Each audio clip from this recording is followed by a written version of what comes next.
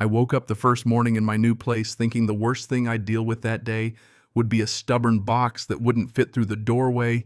I did not expect a woman with a clipboard to call the police because my truck was parked in my own driveway. 20 minutes later, I had sirens behind me, not because I'd broken the law, but because I hadn't asked permission to be where I stood. Later, the notices arrived, polite paper that smelled faintly of authority and intention. That was my first real lesson about how power can dress itself up as procedure. The drive-in was the kind you build in your head, a slow lowering of your things into a smaller life, the rented truck humming against a thin morning sky, the lake opening like a secret as the trees parted, calm, friendly, like nothing was in the way.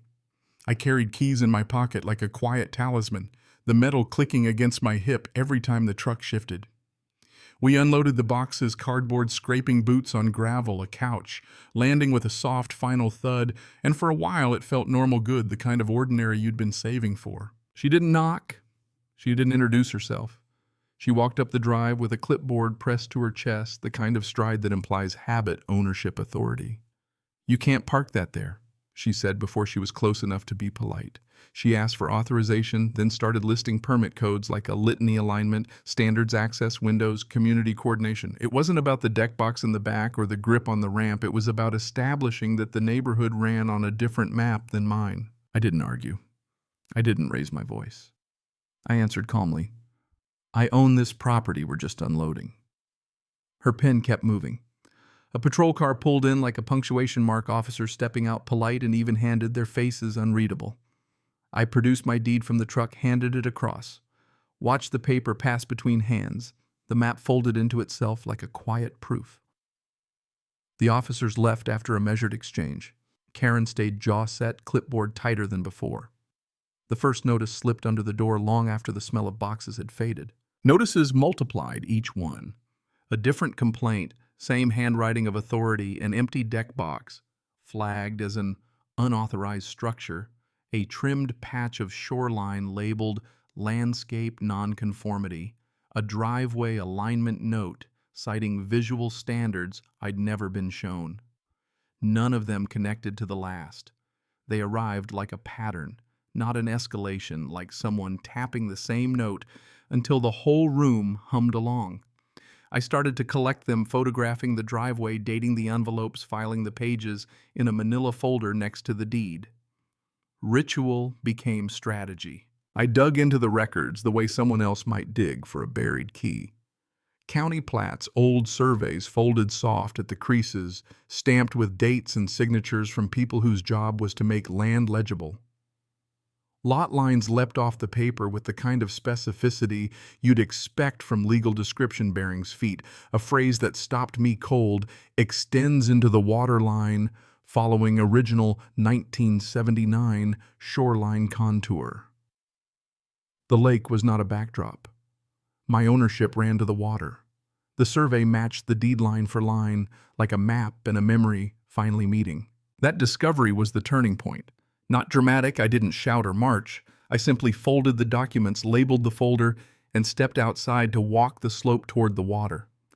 The gravel turnout underfoot was worn with use, a trodden habit, more than a legal right, but habit feels like authority when no one checks the records. Karen's enforcement had been built on that comfort, enough repetition, enough notice letters, and people stop asking questions. Procedure replaces curiosity, and when curiosity is gone, the fiction becomes fact. She measured the slope with a wheel, left flags where none had been, took photos I couldn't see. She posted notices, sent board emails, and eventually had a small gate welded across the trail, a steel barrier latched and padlocked where the path bent toward the cove. A maintenance sign went up, authorized access only, and neighbors who'd once ambled that way walked around the bend like the sign was law. It wasn't. It was theater dressed as governance, and the audience had mostly learned its lines. The social pressure surprised me almost as much as the paperwork. A folded map appeared in my mailbox one morning, no note, just a photocopy with a corner dog-eared. Jim from the north end had left it. He'd helped lift a dresser off the truck and then gone quiet for weeks. That small act was its own kind of twist, a neighbor offering proof when the quiet majority would rather presume. An anonymous note arrived, too, the kind you can read without finding the hands that folded it. We all agreed to follow the rules when we moved here. Please consider how this is affecting the neighborhood. Not a threat, but a small, precise pressure social friction instead of legal force. I called the county and asked whether any easement had been filed. The clerk checked and told me what the maps had already said, nothing recorded, no filings. I posted a simple sign of my own private property, no public easement. Someone removed it at night. I photographed the absence, mailed certified copies of my deed and the plat to the HOA, and let the paper speak where my voice could not. Those certified receipts felt like small victories, not loud but durable. At least paper doesn't forget. But the true twist wasn't the gate or the silent neighbors. It was the man in the charcoal suit who sat across from me in a small conference room and said the word I needed: liability. Tom Whitner, representing the association, read the deed the way a judge reads fact, not to twist it, but to clarify it.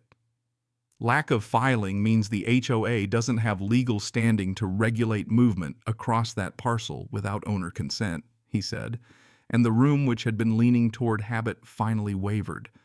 The language shifted from assertion to question, and questions invite answers. When the board finally issued its findings, a small paragraph folded into a newsletter and easy to miss. It didn't apologize, it didn't parade me as a victor.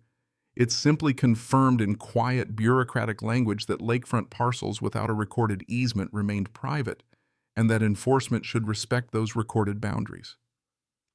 The gate disappeared overnight like a bad dream after you wake. The zip tie scars remained on the trees as evidence of what had been attempted, and the trail smoothed back into use as if a bruise had finally been treated. Justice in this case looked less like vindication than correction. The satisfying part wasn't watching Karen shrink from the center of the room. Although she did become quieter, it was watching the record hold. All the notices I'd filed, the maps, I'd photocopied, the certified mail receipts stacked like armor, they did more than protect a patch of shoreline. They reminded a neighborhood that authority without evidence is fragile, and that procedural momentum can be met with patient documentation.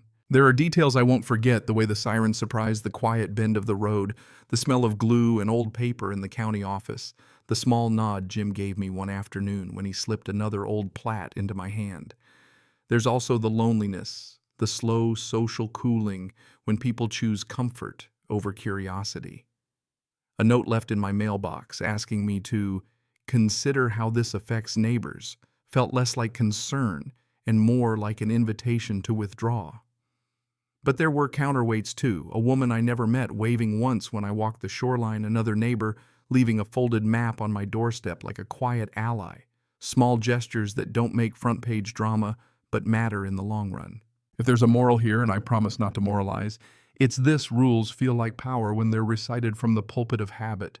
Truth feels like power when it's written, dated, and filed. Procedure can be a weapon when it's used to intimidate, but it can also be a shield when used to preserve clarity. I learned that owning land isn't the same as owning attention. You have to prove both when someone else prefers the fiction. The record doesn't shout, but it endures. The lake didn't change. The water kept leaning into the shore, indifferent to clipboards and council hearings. What changed was how people asked questions. Some looked down more often. Others nodded when they passed. A few returned to the path with the small, cautious ways of people who had learned to check. Karen still shows up at meetings, clipboard smaller. Now her voice reserved, but she isn't the only amplifier in the room anymore. So here's what I want to ask you, and don't be shy. When does keeping order cross into taking power, and who gets to decide? Have you ever had a neighbor, a committee, or a rule try to rewrite your reality with papers and polite notices? Tell me about it. Drop your story below. Argue with me if you want. Tell me what you would have done or what you did. If you learned anything from fighting procedure with paperwork, share that too. If this resonated, share it with someone who lives near a lake, near a fence, near people who prefer comfortable stories to inconvenient facts. And if you've got a tale where the paperwork saved you or the paperwork failed you, I want to read it. The lake doesn't hold grudges, but it does keep records in the sediment, and sometimes that's enough. Cảm ơn các bạn đã xem video.